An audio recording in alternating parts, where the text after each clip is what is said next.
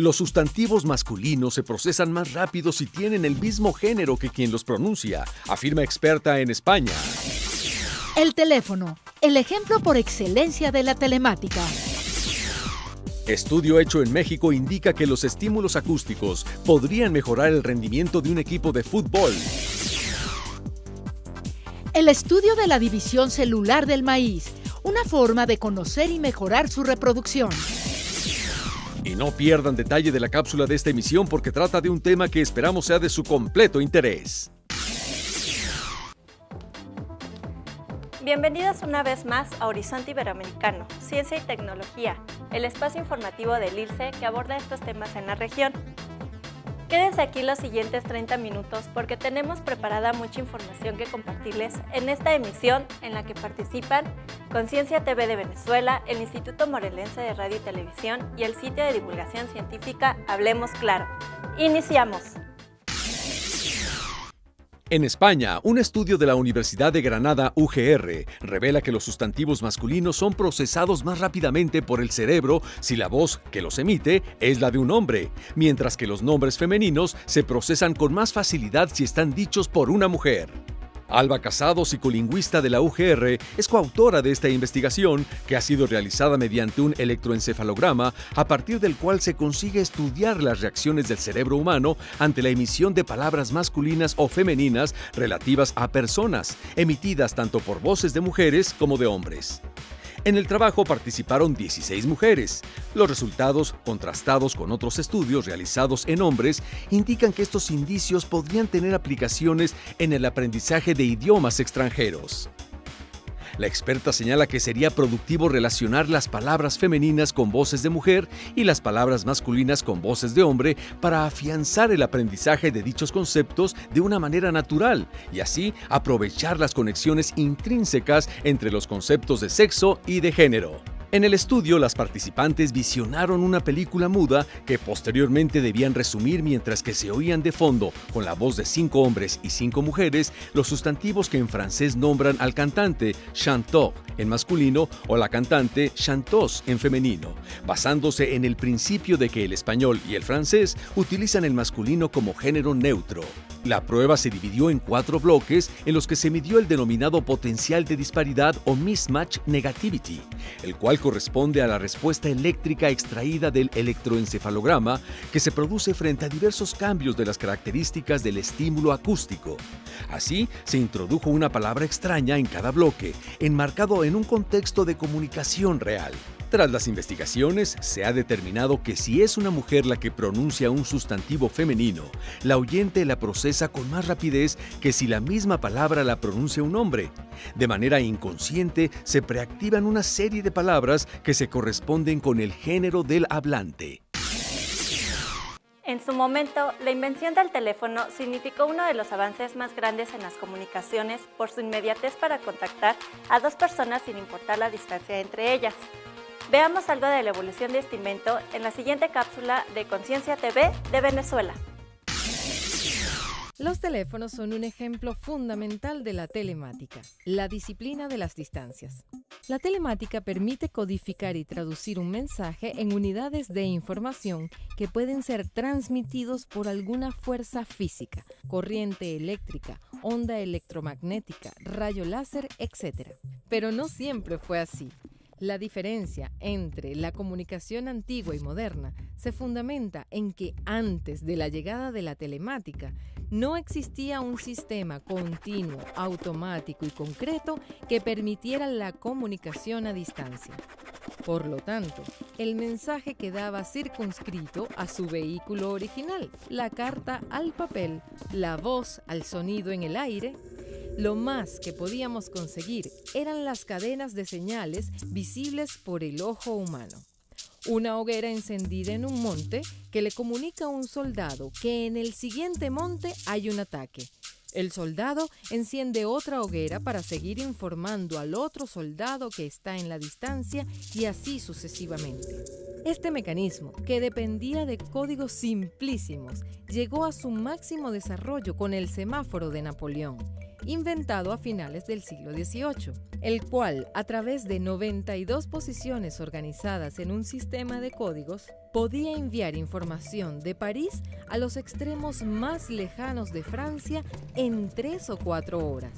Algo que hasta entonces era inimaginable, pues para ese momento lo usual es que se demoraran varios días a caballo. Pero lo verdaderamente inimaginable vino después.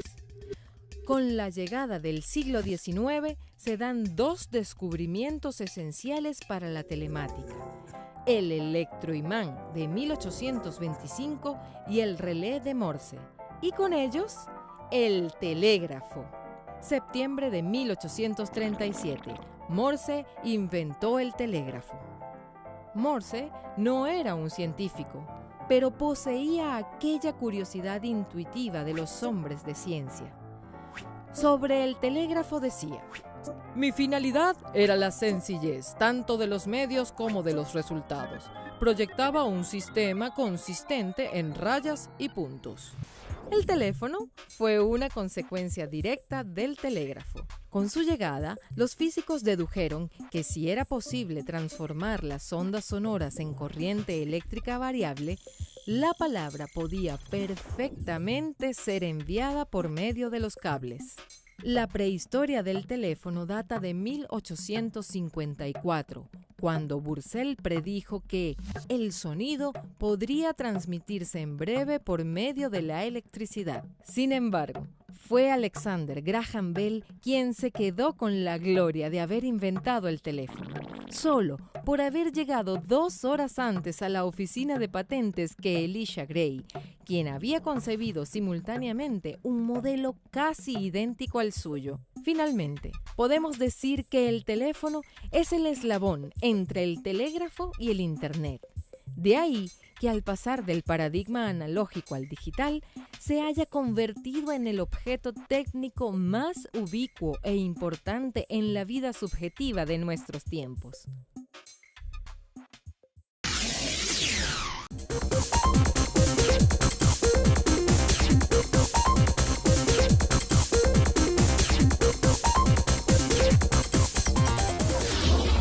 De acuerdo con la Organización de las Naciones Unidas para la Alimentación y la Agricultura, FAO, un plaguicida es cualquier sustancia o mezcla de sustancias destinadas a prevenir cualquier plaga.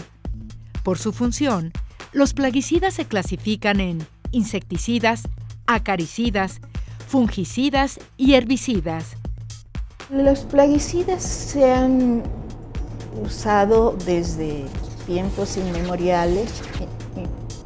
Generalmente se usaron insecticidas para controlar los insectos de las plagas.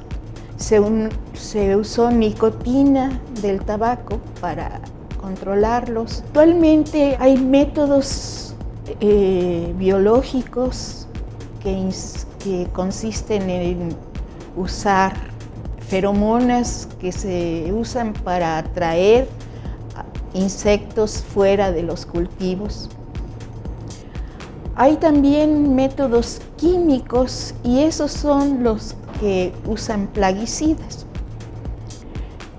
Los plaguicidas más importantes, diría yo, son los insecticidas porque son los que más se usan, pero hay fungicidas, nematicidas y herbicidas porque las malezas compiten con los nutrientes del suelo para el crecimiento adecuado de los cultivos. Los insecticidas, que son los plaguicidas por su uso más importantes, tienen diferentes modos de acción.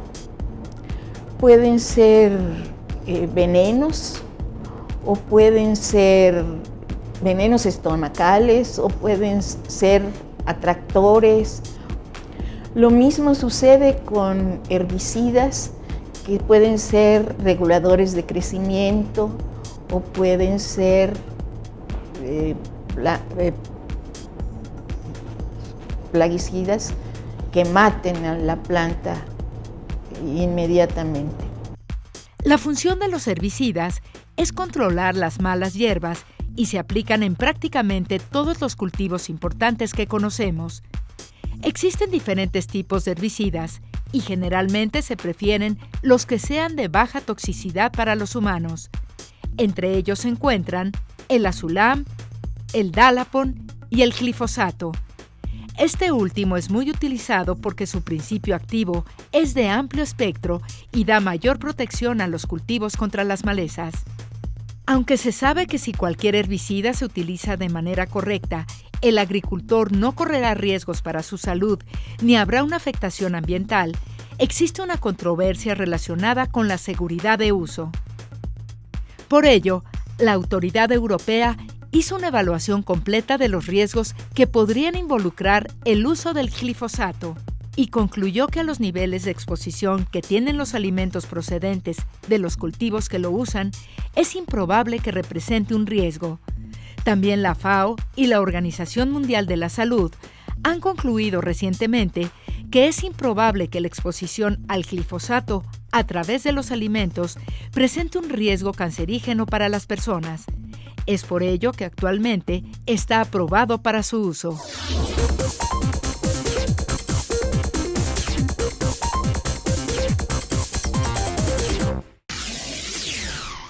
¿Sabían que Alicia Dickenstein es vicepresidenta de la Unión Matemática Internacional por el periodo 2015-2018, cargo que por segunda vez en 97 años ocupa una mujer? Enseguida veamos el perfil de esta reconocida científica argentina. Alicia Dickenstein es una matemática nacida en Buenos Aires, Argentina, y es conocida por su trabajo en geometría algebraica, particularmente geometría tórica. Desde joven, Alicia estaba interesada en dedicarse a la educación y cuando cursaba el último año de secundaria hizo un test de orientación vocacional y la persona que se lo tomó era una psicóloga que se describió como una matemática frustrada. Ella le dijo que su test indicaba un alto nivel de inteligencia abstracta y le sugirió estudiar matemáticas porque era un área donde podía profundizar y que si finalmente no le gustaba, siempre estaría allí la opción de estudiar educación. Alicia siguió la sugerencia de la psicóloga y estudió matemáticas en la Universidad de Buenos Aires, en la que desde hace muchos años es profesora, lo que le ha permitido desarrollar sus dos intereses en la vida, las matemáticas y la docencia. Alicia opina que la sociedad se matematiza y que las matemáticas, por su carácter universal, siempre responden a las mismas leyes y permiten la comunicación entre diversas culturas y edades en forma natural. Una de las inquietudes más importantes de Alicia Dickenstein es promover la visibilidad femenina en el ámbito de las matemáticas para contribuir a la igualdad de género y desde su posición como vicepresidenta de la Unión Matemática Internacional, propuso la creación de un comité de mujeres matemáticas. ¿Ustedes creen que los ritmos musicales podrían mejorar el rendimiento de un equipo de fútbol? Pues esto es lo que afirma un estudio hecho en México en colaboración con instituciones alemanas. Conozcamos los detalles. En el Laboratorio de Sistemas Complejos del Centro de Investigación en Ciencias de la Universidad Autónoma del Estado de Morelos, UAM, el grupo de investigación del Dr. Marcus Franciscus Müller estudia de qué manera los estímulos acústicos pueden conducir espontáneamente a un mejor desempeño cognitivo y de coordinación motriz, por ejemplo, en actividades de equipo como el fútbol. De acuerdo con el doctor en física teórica por la Universidad Técnica de Dresden, Alemania, los ritmos musicales mejoran significativamente la coordinación interpersonal. Aparentemente, dice, la estructura temporal del ritmo auditivo ayuda en la coordinación de los movimientos, esto debido a una fuerte conexión entre la corteza auditiva y motora. Si estamos sentados y concentrados en algo mientras escuchamos un fondo musical, quizás sin darnos cuenta, estamos moviendo el pie. El ritmo acústico actúa como un marcapaso que empuja la parte motora, explicó. A este fenómeno se le conoce como entrainment, en el cual, bajo la influencia de estímulos acústicos rítmicos, los individuos modifican la frecuencia de su movimiento. De esta observación, el grupo de investigación del Dr. Müller se preguntó si un ritmo acústico también podría tener un impacto en la coordinación interpersonal y en la que cada individuo trate de interactuar en función de los demás. Es así que el mencionado laboratorio de la OAM, en colaboración con el Departamento de Música y Musicología de la Universidad de Hildesheim y el Instituto de Ciencias del Deporte de la Universidad de Hannover de Alemania, diseñaron un experimento que consistió en medir los estímulos acústicos rítmicos en jugadores de fútbol. Durante el experimento, los equipos estuvieron bajo la influencia de un ambiente acústico en sincronía a 140 pulsaciones por minuto, así como en condiciones no síncrono. En el modo síncrono, se obtuvieron resultados positivos significantes en la estadística de goles. Los equipos lograron marcar 30% de goles en comparación con aquellos que no fueron sometidos a un estímulo musical. El investigador explicó que de manera general, al escuchar música, se modifica la frecuencia del movimiento. Entonces, si todo el equipo escucha el mismo ritmo, quizá las frecuencias de sus movimientos sean similares.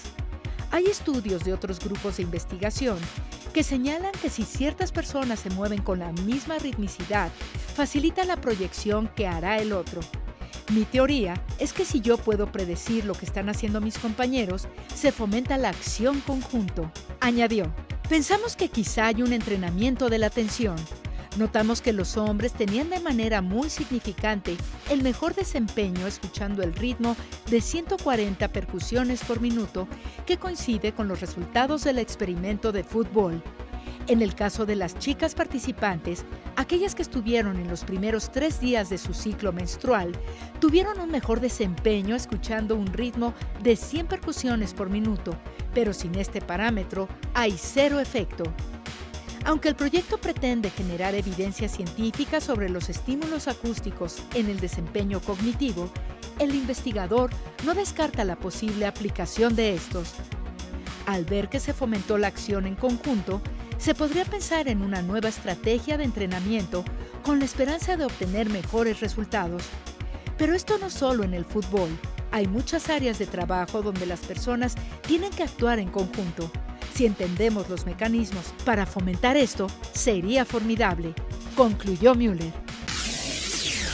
La Red de Centros de Inclusión Digital Puntos México Conectado PMC de la Secretaría de Comunicaciones y Transportes ganó el premio UCIS 2017 de la Cumbre Mundial de la Sociedad de la Información como el mejor proyecto en la categoría Desarrollo de Habilidades. Los premios UCIS, creados por la Cumbre Mundial de la Sociedad de la Información de la Unión Internacional de Telecomunicaciones UIT, reconocen modelos e iniciativas de éxito de todo el mundo enfocadas al aprovechamiento de las tecnologías de la información y comunicación para acelerar el desarrollo social y económico de los países. La premiación fue encabezada por el secretario general de la UIT, Olin Shao, quien entregó el galardón del proyecto PMC a Edgar Olvera Jiménez, subsecretario de Comunicaciones en representación de Gerardo Ruiz Esparza, secretario de Comunicaciones y Transportes. El programa tiene como meta el cumplimiento al compromiso asumido por el presidente de la República, Enrique Peña Nieto, de disminuir la brecha digital y hacer posible a la población el acceso a las tecnologías de información y comunicación TIC, tal como lo establecen el artículo 6 de la Constitución mexicana y la reforma de telecomunicaciones, impulsada por el gobierno y promulgada en junio de 2013. La oferta educativa de la red de 32 puntos México Conectado, uno en cada entidad federativa, incluye cursos de programación, robótica, emprendimiento y desarrollo de habilidades digitales, entre otros, en los que se capacita a niños desde los 8 años hasta adultos de la tercera edad.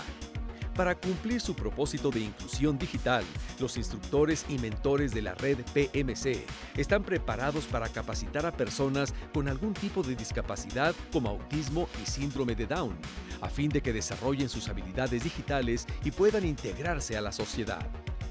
Desde su creación en 2015, los PMC han capacitado a miles de personas en el uso y aprovechamiento de las tecnologías digitales y hoy cuenta con cerca de 410,000 usuarios y 256,000 alumnos inscritos en sus cursos.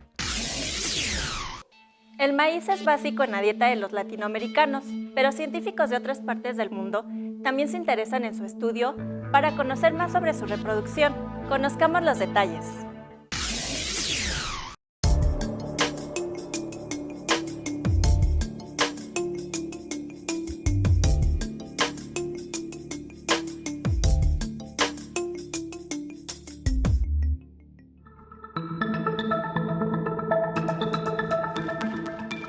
Me llamo Arnaud Ronstret, soy un nuevo investigador en el Instituto de Biotecnología de la UNAM en Cuernavaca. Soy francés. Y mi línea de investigación es de trabajar sobre los genes que controlan la meiosis en el maíz.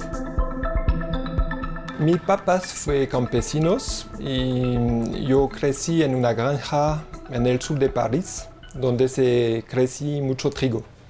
Entonces desde pequeño fui interesado cómo germa una semilla, cómo florece una planta, cómo se producen las semillas.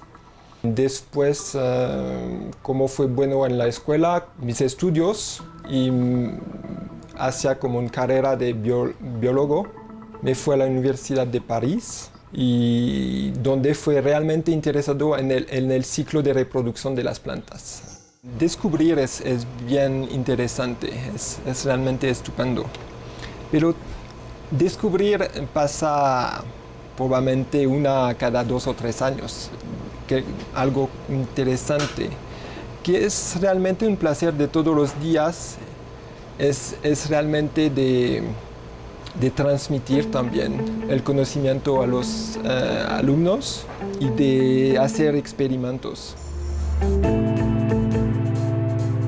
Estoy trabajando con maíz y me interesa mucho su ciclo de reproducción, cómo se produce una semilla. Entonces, las semillas vienen de un evento de polinización. El polen es la parte amarilla que sale de la espiga, que naturalmente vas a polinizar pelos de la mazorca.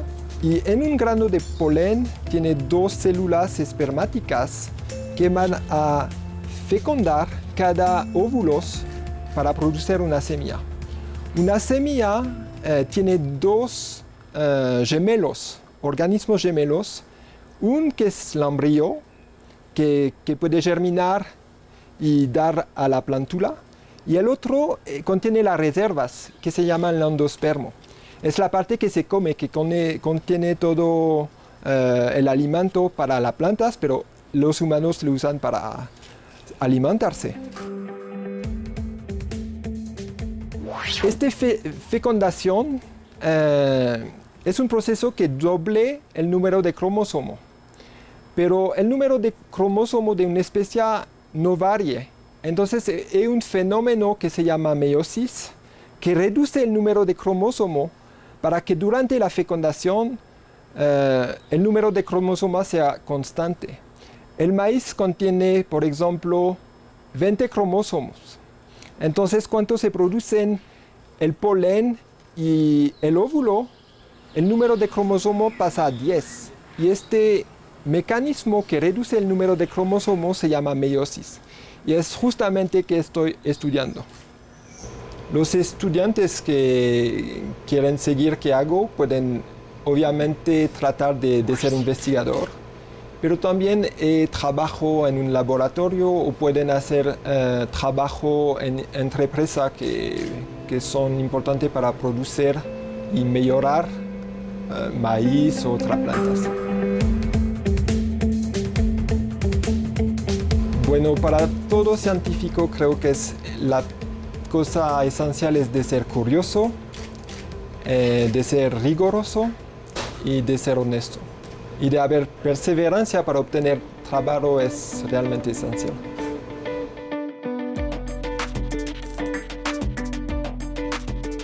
Bueno, me fui a estudiar en París y realmente fui fascinado por este proceso de fecundación durante mi estudio. La doble fecundación en las plantas, cómo se producen unas semillas. Y fui a hacer mi doctorado en el sur de Francia, en la Universidad de Perpignan. Me fui a hacer un postdoc en la Universidad de Cornell, trabajando con maíz y Arabidopsis. Y desde este tiempo continuó esta línea de investigación trabajando con meiosis. Bueno, estoy realmente fascinado por la civilización que fue desarrollando con maíz. Entonces, toda la civilización olmecas, mayas, incas, aztecas. Y también estoy apasionado por la vida de los científicos que han cambiado realmente la vida de este planeta. Sí creo que la ciencia, aunque hay muchas personas que dicen que hacen cosas malas o cosas, realmente es la manera de cambiar la sociedad, de cambiar, de ir en un mejor mundo. Y entender los procesos de qué pasó alrededor de nosotros es esencial. Sin este conocimiento no podemos hacer cosas prácticas, agronómicas, que realmente el mundo de 2050 vas a necesitar mucho más alimentación. Es un problema actual, necesitamos de pensar en eso ya, porque la población va a pasar a 9 billones de personas en 2050 y la producción de plantas o de alimentación no sigue. Somos en el mismo grande problema de la alimentación mundial y creo que el maíz es la respuesta.